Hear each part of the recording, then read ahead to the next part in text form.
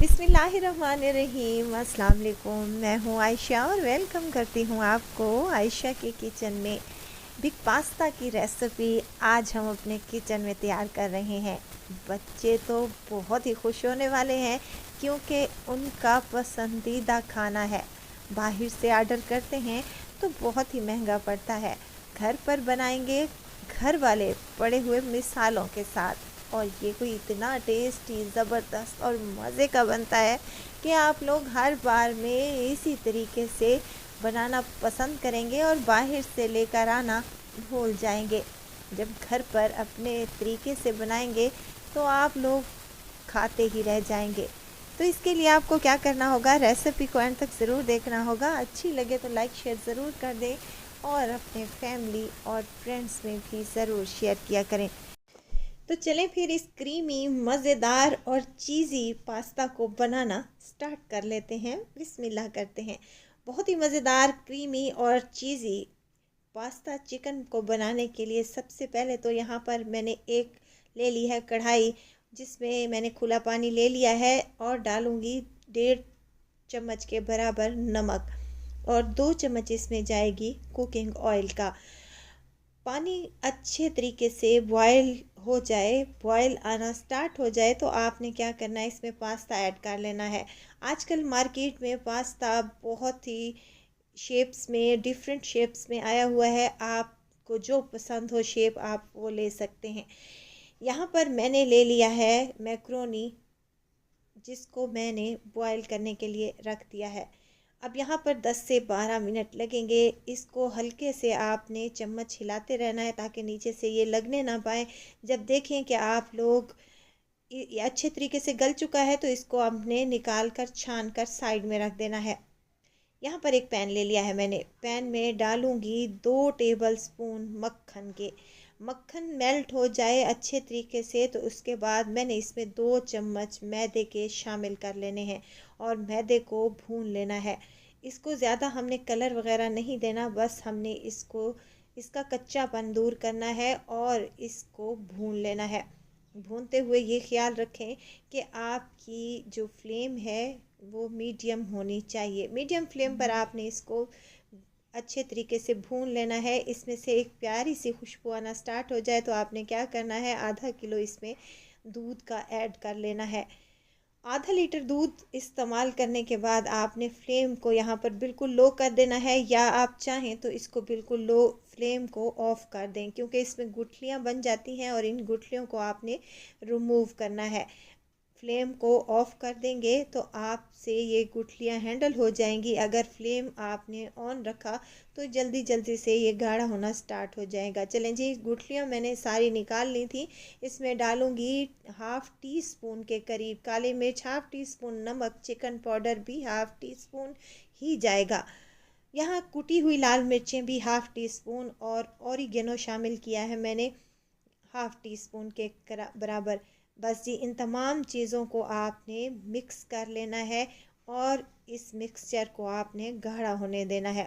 जैसे ही मिक्सचर अच्छे तरीके से गाढ़ा होना स्टार्ट हो जाए तो आपने क्या करना है, इसमें मोज़रेला चीज़ ऐड कर देनी है। चेडर चीज़ हो तो वो भी आप लोगों ने इसमें ऐड कर सकते हैं। मोज़रेला या चेडर दोनों में से आप कोई भी चीज़ यूज़ कर सकती हैं। फ्लेवर बड़ा अच्छा आएगा इसका। चलें जी, अब इसको मिक्स कर लेंगे और फ्लेम को हमने लो ही रखा हुआ है। लो फ्लेम पर आपने इसको गाढ़ा होने तक पका लेना है और उसके बाद इसको रखना है साइड में। यहाँ मज़ेदार सी वाइट सॉस तैयार है। अब चिकन की बारी आती है। एक पैन में ले लिया है 2 टेबल स्पून के करीब कुकिंग ऑयल। ऑयल हल्का सा गर्म हो जाए तो चिकन को इसमें ऐड कर देंगे। ये मेरे पास तकरीबन 250 ग्राम चिकन है।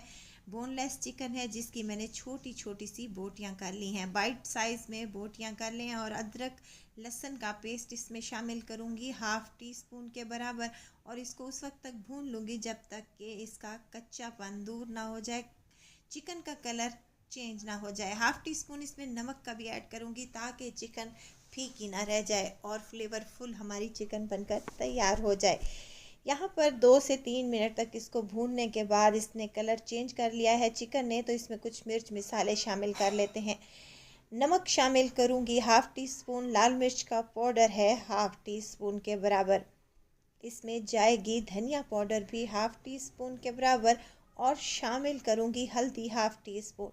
कुटा हुआ ज़ीरा शामिल किया है हाफ़ टी स्पून और काली मिर्च का पाउडर भी हाफ़ टी स्पून ही शामिल किया है। बस ये तमाम मिर्च मसाले आपने ऐड करने के बाद इसको अच्छे तरीके से मिक्स कर लेना है और इसके बाद इसमें थोड़ा सा आपने पानी शामिल करना है ताकि चिकन अच्छे से गल जाए। वैसे तो बोनलेस चिकन है और छोटी छोटी सी बोटियां हैं तो वो गल ही जाएंगी, लेकिन मैं यहाँ पर थोड़ा सा पानी ऐड कर रही हूँ ताकि चिकन में कोई भी कसर बाकी ना रहे और अच्छे तरीके से गल जाए। वीडियो तो स्टेज पर अगर आप लोगों को ज़रा सी भी अच्छी लग रही हो तो वीडियो को लाइक कर दिया करें और चैनल को सब्सक्राइब भी कर लिया करें और अपने फैमिली और फ्रेंड्स में भी ज़रूर शेयर किया करें ताकि मेरी हर नई आने वाली वीडियो आप लोगों तक पहुंचती रहे। देखें यहाँ पर अच्छी खासी पानी खुश्क हो चुका है और चिकन भी हमारी गल चुकी है, तो इसी पॉइंट पर फ्लेम को ऑफ़ कर दूंगी और यहाँ पर जो हमने मैक्रोनी को बॉईल करके रखा था वो एक बड़े से बर्तन में आपने निकाल लेने हैं। साथ ही मैं इसमें चिकन भी ऐड करूँगी और जो हमने वाइट सॉस बनाकर तैयार करके रखी थी वो भी इसी में ऐड कर देंगे जितनी आपको रिक्वायर हो। और इस तरीके से आपने इसमें शामिल कर लेने हैं कुछ वेजिटेबल भी आप अपनी मर्ज़ी के मुताबिक ऐड कर सकते हैं। मैंने यहाँ बारीक कटा हुआ प्याज और शिमला मिर्च बारीक कटी हुई शामिल की है और इसके बाद आपने इसको मिक्स कर लेना है।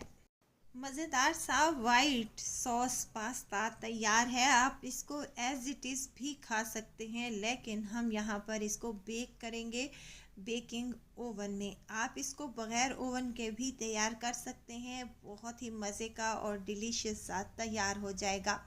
चलें जी, मिक्सिंग अच्छे से तरीके से हो चुकी है। अब यहाँ पर मैंने एक डिश ले ली है जिसमें आप सर्व करेंगे या बेक करेंगे। उसमें डालूँगी भर कर अपना पास्ता और इसके ऊपर मैं डालूँगी चीज़। चेडर चीज़ और मोज़रेला चीज़ दोनों ही मेरे पास हैं, दोनों ही मैंने सेम क्वांटिटी में ऐड कर ली हैं। आपके पास जो भी चीज़ अवेलेबल हो आप इसके ऊपर ऐड कर सकते हैं। अच्छी खासी भर भर के लगाएं ताकि ये खाने में भी टेस्टी लगे और देखने में भी खूबसूरत लगे। और इसके बाद चीज़ लगाने के बाद आप इस पर वेजिटेबल भी लगा सकते हैं, ऑलिव्स भी लगा सकते हैं। आप अपनी मर्ज़ी पे डिपेंड करें, जो भी आपको पसंद हो वो आप इसके ऊपर ऐड कर सकते हैं। और इसको बेकिंग करने के लिए आप बेकिंग वाला ओवन भी इस्तेमाल कर सकते हैं, आप पतीले में भी इसको बेक कर सकते हैं। ओवन में इसको आपने 120 डिग्री सेंटीग्रेड पर रखना है और दोनों रॉड ऑन करके आपने इसको 20 मिनट के लिए बेक कर लेना है। बहुत ही मज़ेदार और टेस्टी सा ये पास्ता बनकर तैयार होगा और इंशाल्लाह आप लोगों को लगेगा ही नहीं कि आपने ख़ुद घर में इसको तैयार किया है। बाज़ार से जो हम लेते हैं वो बहुत ही महंगा होता है। आप अपने घर पर बनाएं और मज़े से इंजॉय करवाएं अपने बच्चों को। और 20 मिनट के बाद देखें माशाल्लाह से हमारा जो पास्ता है वो कितना टेस्टी और मज़े का लग रहा है। और ऊपर से देखें आप लेयर कितनी टेस्टी और मज़ेदार सी आई है, बेहतरीन सा बेक हुआ है और बहुत ही मज़े का लग रहा है। यहाँ पर मैं आपको काट कर भी दिखाती हूँ कि ये कितना टेस्टी है। गर्मा गर्म मज़ेदार और टेस्टी सा ये पास्ता मिल जाए तो बच्चों की तो ईद ही होने वाली है। बनाएं अपने घरों पर और इन्जॉय करवाएं अपने घर वालों को। ज़रूर ट्राई कीजिएगा, दुआओं में मुझे ज़रूर याद रखिएगा।